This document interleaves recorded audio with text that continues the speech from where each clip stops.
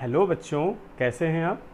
आज के इस वीडियो सेशन पर हम पढ़ने वाले हैं एक ऐसे टॉपिक के बारे में जो 9 to 12 सभी स्टूडेंट्स के लिए बहुत ही बेनिफिशियल होने वाला है। तो हम बात करें कि वो टॉपिक कौन सा है, तो वो टॉपिक हमारा है आप बाउ रूल।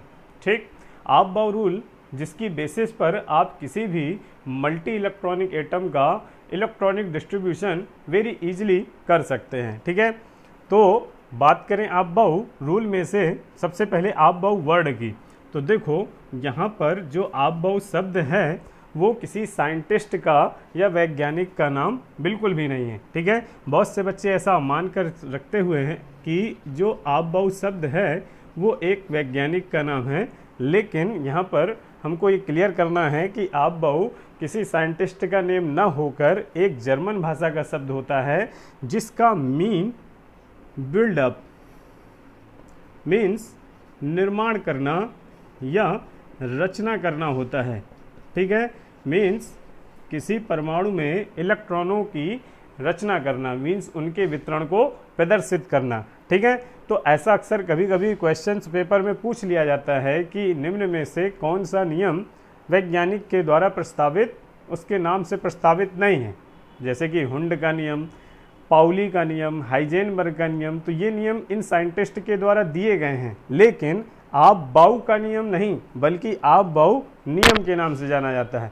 और इस नियम को वोल्फगैंग पाउली एवं बोर नामक वैज्ञानिकों ने प्रस्तावित किया था। ठीक है, तो बात करें आप बाउ रूल है क्या, तो जैसे कि आप अपने घर पर सीढ़ियों पर चढ़ते हैं वक्त हमेशा नीचे से ऊपर की ओर चढ़ते हो, उसी प्रकार अगर आप किसी एटम पर उसके इलेक्ट्रॉनों का डिस्ट्रीब्यूशन करना चाहते हो तो उसके लिए आपको उसकी निम्न ऊर्जा वाली कक्षा से उसको उच्च ऊर्जा वाली कक्षा में भरना होगा। ठीक है, तो इस नियम के अनुसार किसी परमाणु में उपस्थित जो इलेक्ट्रॉन होते हैं उनको निम्न ऊर्जा वाली कक्षा से उच्च ऊर्जा वाली कक्षा में सदैव फिल किया जाता है। मीन्स किसी भी इलेक्ट्रॉन को उसकी लोअर एनर्जी में रहना ज़्यादा पसंद होता है, तो सबसे पहले हम इलेक्ट्रॉन को लोअर एनर्जी, फिर उसके बाद उसकी हायर एनर्जी कक्षा में उसको इंटर कराते हैं। ठीक है, ये हमारा आप बाउ रूल कहलाता है।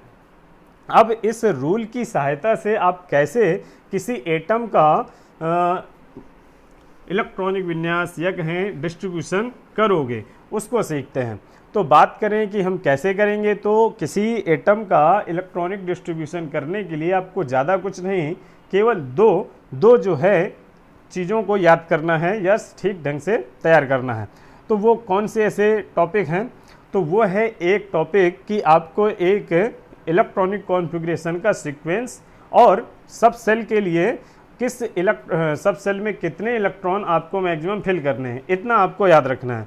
ठीक, तो जैसे कि आपने पहले पढ़ रखा है कि एस सब सेल में मैक्सिमम नंबर इलेक्ट्रॉन 2, पी में 6, डी में 10 एंड एफ ऑर्बिटल में या एफ सब सेल में बात करें 14 इलेक्ट्रॉन्स हम रख सकते हैं। ठीक है, मैक्सिमम नंबर ऑफ इलेक्ट्रॉन्स इतनी रख सकते हैं, इससे मिनिमम रख सकते हैं 1 से लेकर 2, 1 से लेकर 6, 1 से 10, 1 से 14, लेकिन इससे मैक्सिमम आपको किसी भी सब सेल में इलेक्ट्रॉन नहीं रखने हैं।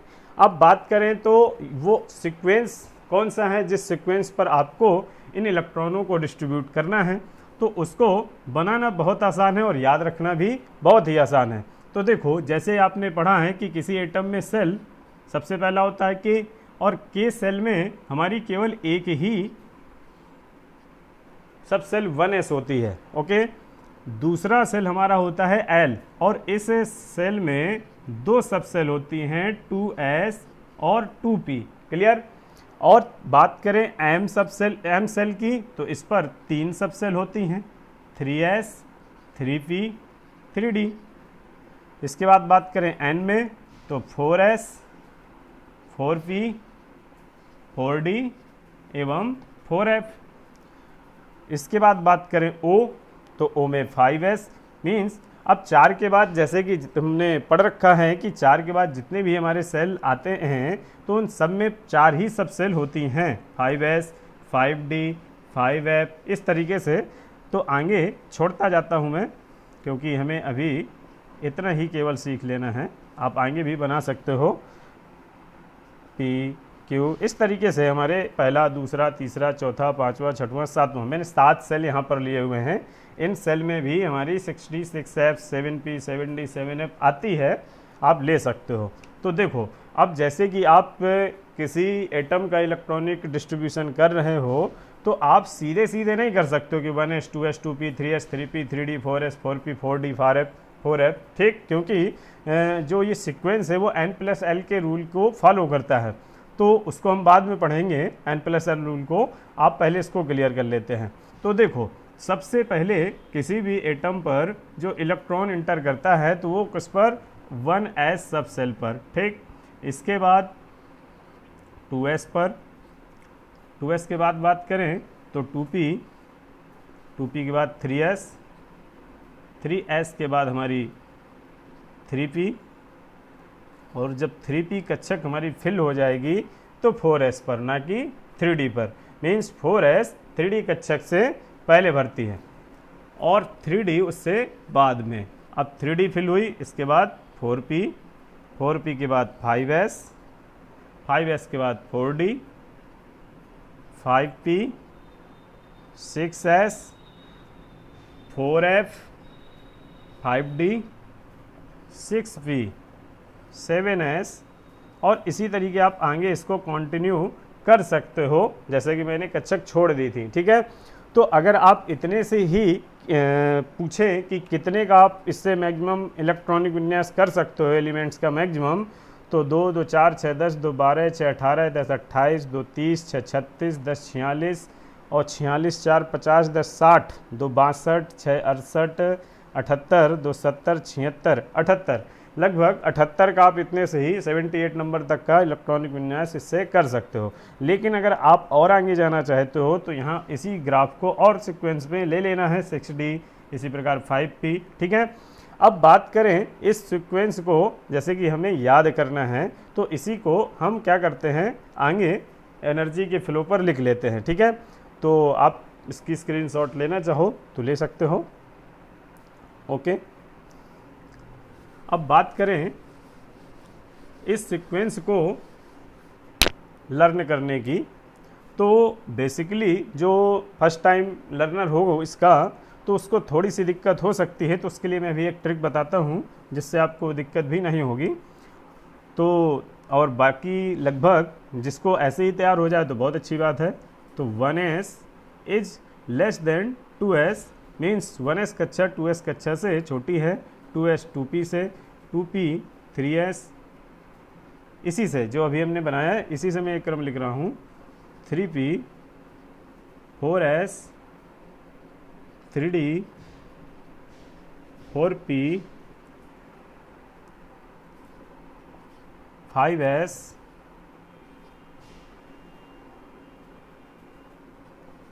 4d 5p 6s 4f 5d 6p and 7s। इसके आगे भी कंटिन्यू आप कर सकते हो, ऐसा नहीं कि यहाँ से आप आगे इलेक्ट्रॉनिक विन्यास नहीं बना सकते हो, ठीक। अब देखो, वैसे तो 1s 2s 2p 3s 3p 4s 3d 4p 5s 4d 5p आप आसानी से याद रख सकते हो। लेकिन फिर भी अगर आपसे ये याद नहीं हो रहा है तो उसके लिए मैंने कहा कि मैं आपको ट्रिक बताता हूँ। तो वो ट्रिक देखिए कितनी आसान सी है। तो जो हमारे सब सेल हैं उन्हीं सब सेल्स के लिए मैं यहाँ पर आपको 4 कोड वर्ड बोल रहा हूँ, उनको याद रखना है और उन्हीं कोड वर्ड से आप जो है इसको याद रख सकते हैं। देखिए, एस के लिए हम यूज करेंगे school, P for public, D for Delhi और F फॉर फेमस। इन 4 लेटर से हम क्या कर सकते हैं, 4 वर्ड से अपनी जो है सीक्वेंस को याद रख सकते हैं अगर किसी को याद नहीं हो रही तो देखो, सीक्वेंस पर हम जब चलेंगे तो पेयर बनाकर चलेंगे, ठीक है। जो भी बोलोगे तो पेयर से बोलोगे और पहले वर्ड को सबसे पहले लेते हैं और फिर शुरू करते हैं। तो देखो, हमने पहला पेयर बनाया जिसमें एक एक का ही पेयर बनाना है। इसके बाद आप जाओगे तो दो दो का बनाना, फिर तीन तीन का, फिर चार चार का, फिर लगातार चार चार का। ठीक है, तो एस और एस मीन्स स्कूल स्कूल। अब दो का पेयर बनाओ, पब्लिक स्कूल पब्लिक स्कूल। अब तीन का पेयर बनाना है, दिल्ली पब्लिक स्कूल।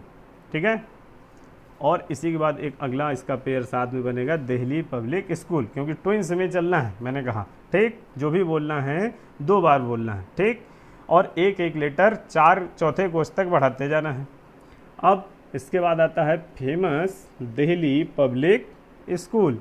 आगे जाओगे famous Delhi public school, famous Delhi public school, इस तरीके से ही रखते जाना है। तो यदि आपको ये सीक्वेंस नहीं याद होता है तो आप इस ट्रिक से याद रख सकते हो, school school public school public school, Delhi public school Delhi public school, famous Delhi public school famous Delhi public school. ठीक है, अब इसको करके देखते हैं। ठीक है, अगर आपने इतना और इतना दो चीज़ें सीख ली और याद कर ली तो आप किसी भी एटम का इलेक्ट्रॉनिक विन्यास बिना किसी प्रॉब्लम के ईजिली बना सकते हो। ठीक है, तो देखो सबसे पहले जैसे कि मैंने ले लिया कार्बन 6। Okay, carbon 6। अब कार्बन एटम की बात करें तो कार्बन का एटम नंबर होता है 6। अब इस पर अगर डिस्ट्रीब्यूशन करना शुरू करें तो हमारा सबसे पहला सीक्वेंस आता है स्कूल स्कूल। नोट कर लिया, 1s 2s। अब हमारे पास 6 नंबर ऑफ इलेक्ट्रॉन हैं, लेकिन हमें पता है कि एस सब सेल में मैक्सिमम इलेक्ट्रॉन्स हम 2 ही भर सकते हैं, तो 2 हमने इस पर डाला। अभी 4 बचे, 2 इस पर डाल दिया। ठीक, अब इसके बाद अभी भी 2 इलेक्ट्रॉन शेष बच रहे हैं हमारे पास, तो उनको आप आगे कौन सी कक्षक दिख रही है 2p, उसको ले आओ, और उसमें से मैक्सिमम इलेक्ट्रॉन तो 6 जा सकते हैं, लेकिन 6 से कम भी भर सकते हैं, 1 से लेकर 6 तक। तो 2 बचे, उन 2 को यहाँ पर भर दिए। ठीक, तो इस तरीके से हमारा कार्बन एटम का डिस्ट्रीब्यूशन हो गया। ठीक, अब इसके ऊपर चलते हैं। जैसे कि मैंने ले लिया एल्यूमिनियम 13। अब इस पर बात करें तो इस पर भी शुरू करें तो 1s 2 2s 2 2p6 3s 2 3p। अब आगे बढ़ने से पहले पीछे का स्कोर इलेक्ट्रॉनों का काउंट करते रहना चाहिए।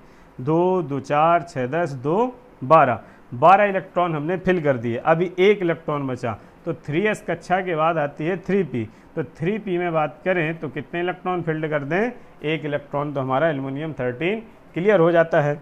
अब इसके बाद और आगे चले तो जैसे मैंने ले लिया स्कैंडियम 21। इस पर बात करें तो इतना हम आगे तक कर सकते हैं, 1s2 2s2 2p6 3s2 3p6। अब एक बार काउंट करके देख लेते हैं, 2 2 4 6 10 2 12 6 18। 18 के बाद कितने शेष है अभी, 3 इलेक्ट्रॉन, और 3 इलेक्ट्रॉन भरने के लिए अगली कक्षक कौन सी है, 4s। तो 4s हम यहाँ पर ले आए। अब गलती से अगर आपने इसमें 3 इलेक्ट्रॉन भर दिए तो आपका ये इलेक्ट्रॉनिक डिस्ट्रीब्यूशन गलत हो जाएगा। ठीक, क्यों, क्योंकि s में मैक्सिमम नंबर इलेक्ट्रॉन 2 ही रहने वाले हैं, चाहे वो 1s कक्षक 1s की हो या 2s की हो या 3s की हो या 4s की या 5s की। ठीक, तो आप इसमें 3 इलेक्ट्रॉन नहीं बल्कि कितने भरोगे, केवल 2 ही भरोगे। ठीक, 2 2 4 6 10 2 12 6 18 2 20। अभी हमारे पास 1 इलेक्ट्रॉन शेष है, तो उस इलेक्ट्रॉन को अगली कक्षक 3D में हम उसको फिल्ड कर देंगे, 3D1। बात समझ में आई?